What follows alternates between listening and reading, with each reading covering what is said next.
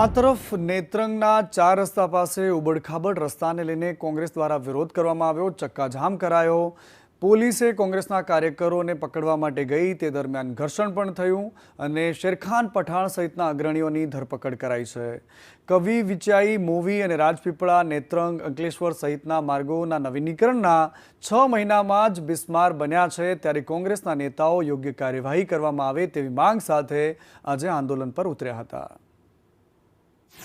કે 5 કરોડ કરતા વધુ રકમની આ NHI દ્વારા ફાળવણી કરવામાં આવેલી, એ પૈસા કોણ ખાઈ ગયો? અધિકારી કે જે કોઈ પેચ મારવાવાળા કોન્ટ્રાક્ટર, એની પર તાત્કાલિક તપાસ થવી જોઈએ। તાત્કાલિક આ 2 રસ્તાની ઉપર તપાસ બેસાડી અને એની ઇન્ક્વાયરી કરાવો। જો તાત્કાલિક આ પેચવર્કના રસ્તાનું નવીનીકરણ નહીં થાય તો આ લડાઈ ચાલુ રહેશે, રસ્તા રોજ રહેશે અને તમામ કચેરીને તાળાબંધી કરવામાં આવશે।